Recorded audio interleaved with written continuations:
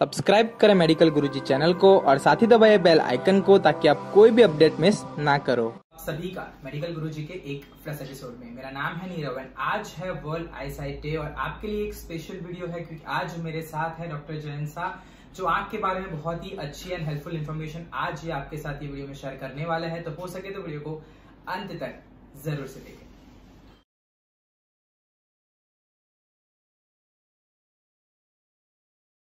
जैसे कि मैंने बताया आज आई साइट डे है तो मैं काफी सारे क्वेश्चंस डॉक्टर जयंत साहब से पूछने वाला हूं और वो बहुत ही हेल्पफुल आंसर्स आपको देंगे ताकि आप अपनी आंखों का अच्छी तरीके से ख्याल रख पाओगे। तो मेरा सबसे पहला क्वेश्चन है, आज अगर बात की जाए तो अगर मैं मेरा एग्जांपल लूं तो मुझे चश्मे के नंबर आए थे when I was in standard 7, लेकिन आज सेकंड स्टैंडर्ड के बच्चे, थर्ड स्टैंडर्ड के बच्चे 5 नंबर से ग्लासेस पहनते हैं। उसके पीछे क्या रीजन है, क्यों इतनी वीक आईज हो रही है? नीरव भाई, मेन रीजन इज कि पहले के जमाने में जब आप थे उस टाइम पे गैजेट्स नहीं थे। एज फॉर एग्जांपल टीवी है, मोबाइल है, आईपैड है, वो सब चीज अभी है, पहले नहीं थी। तो पहले नंबर आने की संभावना कम थी, मगर अभी नंबर आने की संभावना ज्यादा बढ़ गई because even the smallest children are using this gadgets very regularly. अपने छोटे छोटे बच्चों के हाथ में भी देखते हैं तो भी बच्चे हाथ में मोबाइल लेके घूमते हैं। घर में भी पेरेंट्स आईपैड यूज करते हैं तो वो भी बच्चे को देते हैं आईपैड। टीवी तो कंटिन्यूस चालू रहता है, चैनल्स वगैरह चालू रहता है। तो ऑल दीज थिंग्स वो आंखों के लिए थोड़ी तकलीफ वाली है और उससे नंबर बढ़ने की संभावना बहुत ज्यादा है। Another part is nutrition. We do not care about the nutrition. As for example जैसे vitamin A deficiency is a main role. खाने पीने के अंदर जैसे ग्रीन वेजिटेबल्स है, हरे शाकभाजी है, गाजर, टमाटर, गोभी, दूध, हरे शाकभाजी। Usually we recommend all these things to the people. ये छोटे बच्चों को जैसे ये कुपोषण से बचाना है आपको तो वो सब चीज ज्यादा। अभी जंक फूड बढ़ गया है तो जंक फूड के अंदर ये सब चीज मिलती नहीं है, पेट भर जाता है, अगर बच्चों को जो न्यूट्रिशन मिलना चाहिए विटामिन के स्वरूप में वो नहीं मिलता। वो मिलेगा तो ये कुपोषण कम हो जाएगा तो ऑटोमेटिकली ये नंबर वाला मामला भी थोड़ा कंट्रोल में होगा। तो बेसिकली दो चीजें हैं, एक तो ज्यादा गैजेट्स का यूज हो रहा है लाइक मोबाइल, टैबलेट्स वो ज्यादा यूज कर रहे हैं, प्लस दूसरा कि फूड जो है वो कंपैरेटिवली अगर पास से कंपेयर करें तो अभी जो फूड हमें मिल रहा है उसमें न्यूट्रिशन एंड विटामिन कम है, इसकी वजह से जो नंबर्स है वो बच्चों में अभी ज्यादा। You are absolutely right. Particularly in this age group जो आप स्कूल एज की बात बताए उसी के अंदर मैं बता रहा हूँ कि उसके अंदर ये सब चीज ज्यादा प्रेवलेंट है अभी, जो पहले नहीं थे। आपके जमाने में जब आप बात कर रहे थे तब कम उम्र में नंबर नहीं आते थे। अभी कम उम्र में भी हम लोग डेली एग्जामिन करते हैं पेशेंट, छोटे छोटे बच्चे हैं, -3, -4, -5 ऐसे नंबर आते। पहले हमने कभी नहीं देखे। मैं करीबन 40 साल से प्रैक्टिस कर रहा हूँ, मगर अभी मेरे को ये एज ग्रुप का जो एरा है उसके अंदर मेरे को ज्यादा नंबर मिल रहे हैं because of this things only. Okay, तो मेरा दूसरा क्वेश्चन ये है कि एडल्ट्स में काफी सारे आई प्रॉब्लम्स होते हैं जो मोस्टली एडल्ट्स जो है वो इग्नोर करते हैं।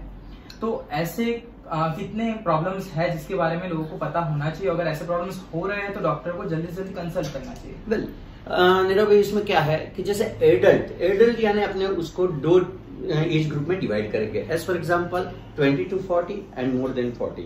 20 to 40 के अंदर जैसे क्या है कि आई नंबर रेगुलरली अपने को चेकअप करवाना चाहिए। चश्मे के नंबर जो दूर के लिए है 20 से 40 के अंदर, 40 के बाद नजदीक के नंबर है, वो सब चीज अपने को चेक करवानी चाहिए। तो उसके हिसाब से मतलब आप वो एज ग्रुप को संभाल सकते हैं। Another part is after the age of 40 cataract यानी मोती बिंदु बहुत कॉमन है। It is a degenerative process in the lens. जो लेंस अपना नॉर्मल क्रिस्टल क्लियर रहता है वो 55 के बाद उसमें थोड़ा सा ओपेसिफिकेशन चालू हो जाता है और वो कैटरेक्ट के स्वरूप में आता है। वो तभी पता चलेगा जब आप डॉक्टर को कंसल्ट करेंगे, ऑप्थेल्मोलॉजिस्ट को कंसल्ट करेंगे, वो चेक करेगा और पता चलेगा कि भाई प्रॉब्लम है। तो 20 से 40 के बीच में नंबर, 50 के बाद cataract. Even more than that कि जैसे डायबिटीज है पेशेंट को तो रेटिना चेकअप इवेल्युएशन करवाना चाहिए। तो ऑप्थेल्मोलॉजिस्ट में भी रेटिना स्पेशलिस्ट रहते हैं, उनके पास आपको जाना चाहिए। आप वहां पे जाएंगे तो रेटिना चेकअप होगी। रेटिना के अंदर कोई डैमेज है डायबिटीज के हिसाब से, ब्लड प्रेशर के हिसाब से, तो उसके भी चेंजेस होंगे, वो भी आप इम्प्लीमेंट कर सकेंगे। तुरंत उसका इलाज भी हो जाएगा, आपका विजन बच जाएगा, मतलब नुकसान होने से बच जाएगा, आगे नुकसान नहीं बढ़ेगा इन योर आइज। तो काफी सारी चीजें, काफी सारे प्रॉब्लम्स है जो हम इग्नोर करते आते हैं, जैसे कि नंबर्स वाला जो है वो हम ज्यादातर नंबर चेक नहीं करवाते हैं। तो नंबर चेक करवाना चाहिए 20 से 40 तक। अगर आपको नेगेटिव नंबर्स है तो वो बार बार आपको चेक करवाना चाहिए। आफ्टर 40 to 50 पॉजिटिव नंबर्स, अगर मैं गलत हूं तो you can correct me, 40 to 50 आप पॉजिटिव नंबर्स करवा सकते हो। और उसके बाद अगर आपको डायबिटीज है या फिर मोती बिंदु की बीमारी हो सकती है तो उसके लिए आपको कॉन्स्टेंटली डॉक्टर से मिलते रहना चाहिए, कंसल्ट करते रहना चाहिए। बराबर है, बिल्कुल बराबर। जैसे आप कुछ नहीं करते, उसके बदले थोड़ा सा एक डॉक्टर के पास जाकर कंसल्टेशन करवा लेंगे तो भी बहुत सारी चीज क्लियर हो जाएगी। मेरा जो थर्ड क्वेश्चन है वो है कि लाइक आज छोटी एज में नंबर तो आ जाते हैं, लेकिन बच्चों को चश्मे पहनना तो पसंद होता नहीं है, तो वो चश्मे नहीं पहनते। जैसे कि अगर -2 नंबर है और चश्मे नहीं पहनेंगे तो उससे आंख को और क्या डैमेज हो सकता है? जैसे छोटे बच्चों की एज ग्रुप में अपने देखेंगे तो सबसे पहले वो स्कूल के अंदर उसका रिकॉर्ड गलत होगा। स्कूल के अंदर टीचर की कंप्लेन आएगी कि ये बच्चा लिखता नहीं है, क्योंकि वो देखेगा नहीं तो लिखेगा कैसे। नंबर होगा, वो चश्मा पहनने का पसंद करे या नहीं करे, मगर उसके अभ्यास में तो डेफिनेटली वो पीछे ही हो जाएगा। तो हेडेक की कंप्लेन भी रहेगी उसकी, मेरे को दिखता नहीं। शाम को आके घर बताएगा उसके मम्मी पापा को भी मेरे को हेडेक बहुत हो रहा है। That is mainly because of the numbers which he is not using. Another part is के जैसे आंख में से पानी भी निकलता है, आंख कभी लाल हो जाती है। और ओवर एंड अबाउट जैसे घर आके भी वो टीवी देखेगा, गैजेट्स देखेगा तो और भी आंखों को खिंचाव तनाव होगा, तो और भी नंबर बढ़ने के चांसेस है। तो दैट इज ऑल, धीरे धीरे करके रोग बढ़ता ही जाएगा। नंबर के साथ आंखों की वीकनेस भी बढ़ती जाएगी, मस्कुलर इम्बैलेंस होगा, तो फिर बच्चे के स्टडी पे और उसके ग्रोथ पे भी उसकी असर होती है। तो ये सब चीज एक साथ एक दूसरे से कनेक्टेड है कि जैसे चश्मा है तो चश्मा नहीं पहनने से ये प्रॉब्लम है, नहीं पहनने से ये प्रॉब्लम है, उसके साथ ये चीज भी डेवलप होती है। अल्टीमेटली चाइल्ड का जो ग्रोथ है उसके अंदर भी उसकी असर होती है। जैसे वो स्टडी नहीं कर पाएगा तो आगे नहीं बढ़, स्कूल के अंदर भी वो पीछे रैंक में रह जाएगा। So these are all things which are connected to each other. तो बेसिकली 2 तरह के डिसएडवांटेजेस हैं। एक तो हेल्थ को तो हो ही रहा है, आंख तो डैमेज होती ही जा रही है, हर रोज नंबर बढ़ते जाएंगे, और एक बार अगर वो -7-8 तक पहुंच गया है तो आगे ग्रोथ होगी और वो नंबर्स डेवलप हो जाएंगे, 10 तक चले जाएंगे, फिर वो बड़े बड़े क्लासेस पहनने पड़े। प्लस जितने नंबर्स बढ़ेंगे उतना स्टडी में भी फोकस नहीं हो पाएगा, तो वहां पे भी डिसएडवांटेज उसको रहेगा ही रहेगा। Right, absolutely. तो अगर यही क्वेश्चन है तो लाइक आइडियल टाइम क्या रहेगा रीचेक करवाने के लिए? अगर आज मैं नंबर चेक करवा के जाता हूँ और मेरा नंबर है -5 तो मुझे नेक्स्ट चेकअप के लिए कब आना चाहिए और कितनी एज तक वो नंबर सेम रहेगा? वेल, जैसे क्या है कि हमारी प्रैक्टिस के अंदर हमने ऐसा ऑब्जर्वेशन किया है कि एक तो छोटी एज ग्रुप में जैसे चाइल्ड मतलब स्कूल में जाता है तो that is a proper age के वहां पे आप एक दफे एग्जामिनिंग करवा लो, नंबर नहीं है तो भूल जाओ, उसके स्टडीज में आगे बढ़ो। दूसरा, every 6 months you have to go for the checkup of your eyes. हर 6 महीने पे आपको जैसे -1.5 नंबर है, आपने 6 महीने पे चेक करवाया, 1.5 का 2 हो गया तो आपको पता चलेगा कि मेरा आधा नंबर बढ़ा तो मेरे ग्लासेस बदलने चाहिए, नहीं तो 2 से 2.5 होने में देरी नहीं लगेगी। तो usually we recommend at the interval of 6 months for the better nutrition and better working of your eyes every 6 months। तो यहाँ पे बेसिकली एवरी 6 months पे नंबर चेक करने चाहिए। बेसिकली जब तक मैंने ऑब्जर्व किया है लोग तभी नंबर चेक करवाते हैं जब वो चश्मे बदलते हैं। तो वो उसमें होता क्या है कि आपने मान लीजिए एक चश्मा कराया है 1 साल पहले, तब नंबर था 2-2, अब आप 1 साल बाद नए चश्मे करवा रहे हो तब आपके नंबर आ रहा है 2.5-2.5। लेकिन ऐसा हो सकता है कि अगर उन्होंने बीच में करवा लिया हो नंबर चेक तो ये 2.5 तक वो ना पहुंचे। हाँ, दैट इज पॉसिबल, क्योंकि आपको पता चल जाता है ना जब आप डॉक्टर को कंसल्ट करते हैं। डॉक्टर मशीन के अंदर ऑटो रिफ्रैक्टोमीटर जो मशीन है, ऑटोमेटिक चश्मे का नंबर निकल जाता है, उसके अंदर वो चेकअप करके तुरंत पता चल जाता है कि भाई आपका 2 का 2.5 हो गया तो आप ग्लासेस चेंज करो। आप डायरेक्ट ऑप्टिकल शॉप पे जाएंगे तो थोड़ी गड़बड़ वाली बात भी रहेगी, क्योंकि वहां पे क्या है कि सही प्रॉपर डायग्नोसिस नहीं होगा। मगर एक दफे आप कंसल्ट करके फिर आप रेगुलर चेकअप करवा लो तो आप मतलब उसमें से वो प्रोसेस में से निकल जाएंगे बाद। आप ये जो पीछे देख रहे हो वो ऑटोमेटिक नंबर चेक करने वाला मशीन ही है।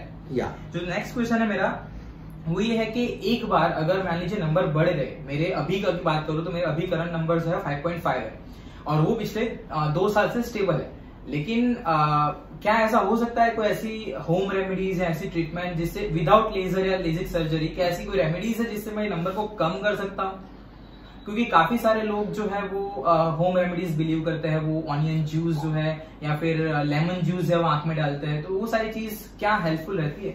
वेल, मैं आपको बात करूं नीरो भाई, तो पहले के जमाने में जब कुछ नहीं था, जैसे मशीन्स भी नहीं थे आई चेकअप के लिए और खाली एग्जामिनेशन के लिए ग्लासेस रख के चश्मे का नंबर निकालना था, तब ये छोटे मोटे जो चीजें हैं कि जैसे घास पे चलना है, हरी घास पे चलना है, जैसे अपने पुदीना कोथमीर जो बोलते हैं गुजराती में, उसके जो ड्रॉप्स है वो इंस्टिल करना है, मगर वो सब चीज कोई उपयोगी नहीं होती आंख को।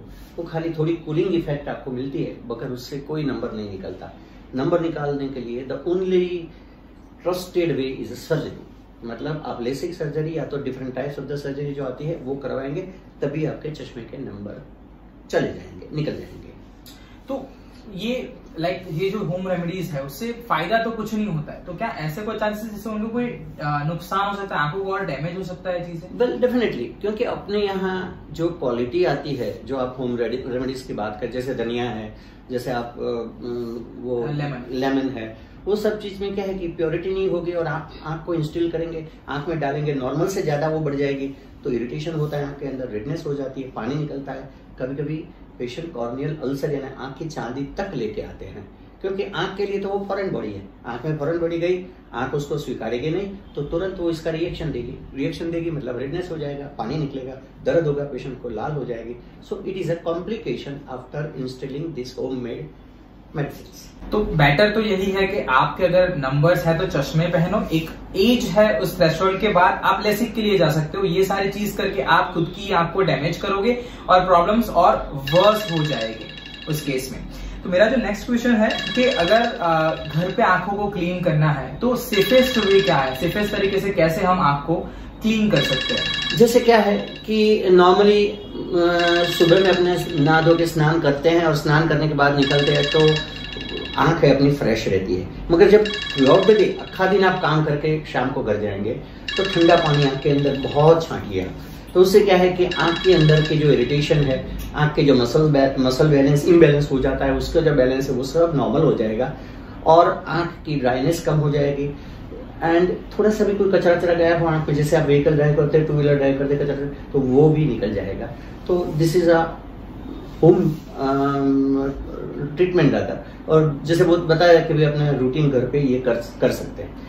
क्या ऐसी कोई मेडिसिन रहेगी जिससे कोई साइड इफेक्ट नहीं है लेकिन वो डेली यूज कर सकते हैं? हाँ, जैसे हमारे ऑप्थेल्मिक आलम में जैसे ब्रांड नेम तो है, मगर आईकूल आई ड्रॉप्स है, आईबोरिक आई ड्रॉप्स है, ये सब चीज क्या है कि सूदिंग एजेंट है, कूलिंग एजेंट है, उसके अंदर आंख में ठंडक रहती है, आंख की लालामी दूर हो जाती है, टायर्डनेस दूर हो जाती है, अक्खा दिन अपने आंख का यूज किया तो उसके अंदर जो ड्राइनेस है वो भी थोड़ी कम हो जाती है और पेशेंट इज फीलिंग कंफर्टेबल।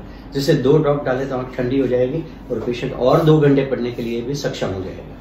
तो ये ड्रॉप्स भी आप यूज कर सकते हो, लेकिन एडवाइस तो यही रहेगी कि ये ड्रॉप्स के भी यूज करने से पहले एक बार वो या तो कोई डॉक्टर को कंसल्ट कर ले, क्योंकि शायद से उन्हें कोई problem. Always under the guidance of good ophthalmologist. Okay, अगर क्लीन करने की बात है तो पानी से कर सकते हैं, लेकिन अगर आंखों का ध्यान ठीक से रखना है तो क्या चीजें हो सकती है? क्योंकि आज की अगर बात की जाए तो 80% of time we are in front of systems, जैसे कि डेस्कटॉप है, लैपटॉप है, टैबलेट है, हमारा इंटेक भी इतना बुरा है, like we are not getting proper vitamins.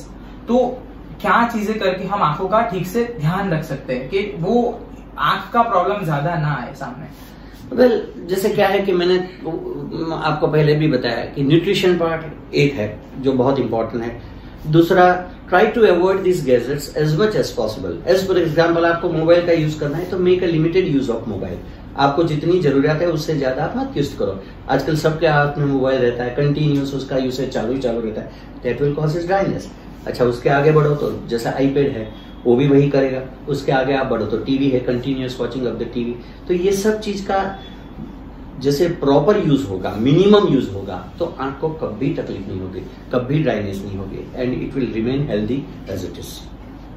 और गैजेट्स का यूज तो कम होने के बाद क्या और कोई ऐसी चीजें है जिससे आंखों का ध्यान अच्छे से रखा जा सकता है? वेल, जैसे अपने रेगुलर उसको क्लीनिंग करते हैं, रेगुलर आई चेक करते हैं, आई चेकअप करते हैं ऑप्थेल्मोलॉजिस्ट के पास, फूड के पार्ट जो है न्यूट्रिशन का पार्ट उसका भी आप क्या बैलेंस करेंगे, तो आई डोंट थिंक आपको up to the age of 55 जब तक कैटरेक्ट नहीं आता तब तक आपको कोई प्रॉब्लम हो।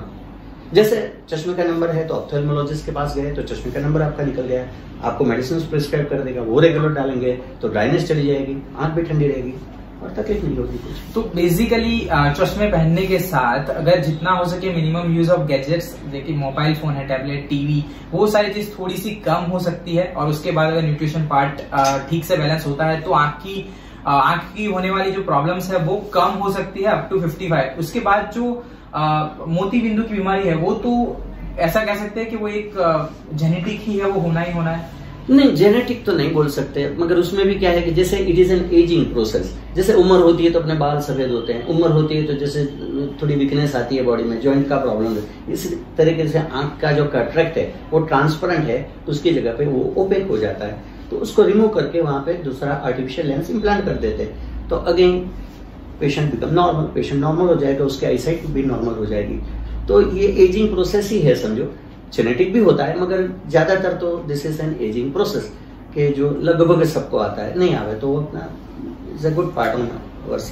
ओके, अब आंखों की हमने सेफ्टी के बारे में बात की, हमने आंख को कैसे ध्यान रखना है, क्या क्या चीजें करनी चाहिए, नंबर्स कितने इंटरवल में चेक करने चाहिए, सारे टॉपिक से बात की। अब हम टॉपिक को थोड़ा स्विच करते हैं, अब बात करते हैं लेसिक के बारे में। आज अगर मार्केट में देखा जाए तो हर दूसरा तीसरा चश्मा पहनने वाला व्यक्ति लेसिक के लिए जा रहा है, उसे आंख के नंबर निकलवाने। तो क्या ये ट्रेंड अच्छा ट्रेंड माना जाएगा, और हाँ तो इसके क्या बेनिफिट्स होंगे, क्या साइड इफेक्ट्स हो सकते हैं? वेल, अभी के जमाने में लेसिक सर्जरी जैसे एक आशीर्वाद रूप है। जैसे क्या है कि लेसिक सर्जरी से -3 नंबर से लगा के -15-18 नंबर तक के नंबर चश्मे के भी निकल जाते हैं। तो फीमेल के लिए देखो तो मैट्रिमोनियल पर्पज में बहुत उपयोगी होता है। जिसको जॉब के लिए प्रॉब्लम है, ज्यादा नंबर वाले चश्मे पहनने से उनको नंबर हट जाता है, जैसे कि गवर्नमेंट जॉब -4 से ज्यादा एक्सेप्ट नहीं करते, तो उसके अंदर भी वो नंबर निकल जाएगा। तो उसको जैसे पुलिस की भर्ती है, पायलट्स की भर्ती है, उसके अंदर सब में ये नंबर निकल जाएगा, तो पेशेंट को फायदा ही होगा। अनदर पार्ट इज अभी मशीन्स जो है for the LASIK they are very good machines, they are higher and machines and they give excellent results up to the end of life. वो अच्छे लेसिक सर्जन तो लाइफ टाइम की guarantee देते हैं कि भाई एक दफे ये ऑपरेशन करवा दिया, लाइफ टाइम छुट्टी हो गई, आपको कोई प्रॉब्लम नहीं होगा। तो मतलब क्या है कि अभी वो जो नया ट्रेंड है वो अच्छा ही ट्रेंड है, और जो अपनी जनरेशन नई जनरेशन है जो रेगुलर लेसिक करने का सोचती है कि मेरे पे ज्यादा नंबर है, तो that is also a good part, उसमें कोई तकलीफ नहीं है। तो लेसिक जो है वो अभी के टाइम पे तो बहुत ही लेटेस्ट है। अगर मशीन की बात की जाए तो मैंने ऑलरेडी मशीन पे तो वीडियो बनाया है, आप सभी ने देखा होगा। तो आज के टाइम में लेसिक जो है वो एक सेफ प्रोसीजर मानी जा सकती है। अगर नेक्स्ट क्वेश्चन की बात करें तो आज मार्केट में, आज से 2 साल पहले 3 साल पहले सिर्फ लेसिक था कि लेसिक सर्जरी, लेकिन उसमें भी आज बहुत सारे टाइप्स है, जैसे कि LASIK surgery, smile LASIK, Contoura vision, तो ये सारी है। तो उसमें से अगर बेस्ट करनी हो तो वो कौन सी मेथड होगी? वेल, मैं आपको बताऊं कि जैसे लेसिक चालू हुआ तो शुरुआत में it was a LASIK surgery only, जो लेजर बताते थे, और उसमें बेसिक मशीन से ऑपरेशन होता है। मगर उसके बाद जैसे एडवांस वे फ्रॉम टेक्नोलॉजी, नई टेक्नोलॉजी निकली, उसके बाद अपने जो स्माइल टेक्नोलॉजी निकली, उसके बाद कॉर्टोला निकली। तो उसमें क्या है कि it depends upon the eye condition of a patient. Everybody is not advise to go for the Contoura surgery, everybody is not advise to go for the smile surgery. Patient की आईज, उसकी corneal thickness, उसके corneal curvature, वो सब चीज के ऊपर से data नक्की करके हम एडवाइज करते हैं पेशेंट को कि भी आपको ये सर्जरी में जाना चाहिए, आपके लिए ये सर्जरी ज्यादा अच्छी रहेगी। और another part is the budget of the patient also works in this, क्योंकि क्या है कि LASIK is a basic surgery, उसमें चार्जेस कंपैरेटिवली कम होते हैं। अगेन इससे ज्यादा स्माइल है, कॉर्टोला, उसमें थोड़े चार्जेस ज्यादा रहते हैं, तो पेशेंट को अफोर्ड भी होना चाहिए। So that is also another part of this surgery. तो बेसिकली डिपेंड करता है आपकी रिक्वायरमेंट पे कि आपकी रिक्वायरमेंट क्या है, आपका बजट क्या है, और आपकी आई जो है उसका विजन क्या है। क्योंकि मैंने अगर ऐसा मैं गलत नहीं सुना हूं शायद से, तो अगर जो आंख का नंबर है वो बहुत ज्यादा होता है तो ना फिर कॉन्ट्रा होता है ना लेसिक, उसमें तो सिर्फ आईसीएल में ही जाना पड़ता है, इम्प्लांटेबल कॉन्टैक्ट लेंस। तो वो भी एक चीज है कि अगर आपकी आंख सब कुछ आपकी आंख के ऊपर डिपेंड करता है कि आपका खुद का विजन क्या है। राइट। तो उसमें क्या है जैसे कि 2 चीज है, जैसे आप लेसिक सर्जरी में नहीं जाना चाहते या तो लेसिक सर्जरी पॉसिबल नहीं है तो क्या करेंगे आप, तो उसके अंदर एक तो कॉन्टैक्ट लेंसेज भी आते हैं जो बाहर से अप्लाई करने वाले हैं, जो पेशेंट को मतलब बजट के स्वरूप से, क्योंकि मेरा बजट कम है, I will not be able to go for that surgery because of the budget, तो फिर वो कॉन्टैक्ट लेंस में जाते हैं। अभी कॉन्टैक्ट लेंस में भी सॉफ्ट कॉन्टैक्ट लेंस आते हैं, सुपर सॉफ्ट कॉन्टैक्ट लेंसेज आते हैं, डिस्पोजेबल लेंसेज आते हैं, तो that will also work. Another part is आप जैसे बताया आईसीएल, कि जिसके अंदर एंटीरियर चैम्बर के अंदर वो लेंस लगाते हैं, और वो जो लेंस लगाते हैं उससे पेशेंट का मायोपिया यानी माइनस नंबर ज्यादा होता है तो वो कम हो जाता है। सो वो भी एक लेटेस्ट टेक्नोलॉजी और उससे बहुत अच्छा रिजल्ट मिलते हैं अभी। ओके, तो लाइक अगर लेसिक सर्जरी मुझे करवानी है तो वो सर्जरी से पहले मेरे काफी सारे टेस्ट होते हैं, काफी सारी मेडिसिन इंजेक्ट की जाती है, थोड़ी देर दिखना बंद हो जाता है और बहुत सारे टेस्ट होते हैं। तो क्या आप थोड़ी इन्फॉर्मेशन वो टेस्ट के बारे में देंगे? वेल, जब भी कोई लेसिक सर्जरी के लिए पेशेंट आता है तो उसके लिए बेसिक अपने 2 से 3 टेस्ट करने पड़ते हैं। First of all the correction of the visual activity. Patient का जो विजन है हम लोग टेस्ट करते हैं, उसके चश्मे के नंबर कितने हैं आज की तारीख में, स्फेरिकल सिलेंडर करके कंप्लीट वो चेकअप होता है। बाद में पैकीमेट्री यानी थिकनेस, जाड़ाई, आंख की जो कॉर्निया है उसकी थिकनेस वो इम्पोर्टेंट, वो भी देखनी पड़ती है। तीसरा part curvature of the cornea, curvature कितना है तो वो भी चेक करना पड़ता है। फिर वो एंडोथेलियल काउंट यानी आंख की जो काली पुतली है उसके अंदर के काउंट कितने हैं, शायद आंख की कॉर्निया जो है वो ससेप्टेबल नहीं है सर्जरी के लिए तो वो भी टेस्ट हो जाता है। पेंटाकैम करके वो कैमरा जो होता है उससे उसका टेस्टिंग होता है। तो प्री ऑपरेटिव चेकअप बोलते हैं उसको, अंदर ये 2-4 चीज इंक्लूड हो जाती है। तो यहाँ पे अगर कोई पेशेंट ऐसा है कि जिनके रिजल्ट्स नेगेटिव आते हैं, नेगेटिव इन द सेंस कि मशीन से ये पता चलता है कि वो फिट नहीं है आंखें, तो क्या उसे उसके लिए जाना चाहिए? क्या वो उसके लिए सेफ होगा अगर फिर भी वो कहे कि नहीं मुझे करना ही है? तो वो पॉसिबल होगा नहीं, क्योंकि जैसे क्या है कि पैकीमेट्री का मिनिमम लेवल होता है 530 से ज्यादा पैकीमेट्री होगी तभी होगा। जैसे 450 आपकी पैकीमेट्री थिकनेस है तो सर्जरी नहीं होगी, क्योंकि कॉर्निया की जो डेप्थ है उसके अंदर मेरे मशीन को जाना है तभी वो सर्जरी होगी। अभी थिकनेस ही नहीं है तो मशीन अंदर कहां से जाएगा, तो नंबर कैसे निकलेगा? तो ophthalmologist will definitely refuse to the patient कि भी आपकी कॉर्निया सशक्त नहीं है तो ये ऑपरेशन आपके लिए फिजिबल नहीं है, आप कोई दूसरा ऑप्शन सोचो। As for example contact lenses. तो पेशेंट भी कन्विंस हो जाते हैं, वैसे समझते हैं कि भी डैमेज करके तो कोई सर्जरी नहीं करवाएंगे, जैसे उसके लिए ये जरूरी है तो he will go for the another option, he will not prefer the surgery. Okay, तो आज का जो इंटरव्यू उसका लास्ट क्वेश्चन ये है कि लेसिक करवाने के बाद आंखों का ध्यान रखना बहुत ज्यादा जरूरी है, तो उसमें क्या चीजों का ध्यान रखना चाहिए ताकि आंखों को डैमेज ना हो और जो लेसिक करवाई है उसकी जो इम्पैक्ट है वो लंबे समय तक चले? वेल, जैसे क्या है नीरव इसमें कि LASIK is a very safe surgery, ज्यादा कोई कॉम्प्लिकेशंस उसमें होते नहीं है। ऑन आवर पार्ट जैसे अपने पेशेंट होते हैं वो 2-3 दिन थोड़ा संभाल के, जैसे उनको आईज को टच नहीं करना है, अनहाइजीनिक कंडीशन से दूर रहना है, पानी वानी वगैरह स्प्रिंकल नहीं करना है आंख के अंदर, regular installation of the medicine जैसे डॉक्टर साहब ने बताया उस तरीके से मेडिसिन आंख में रेगुलर जाएगी।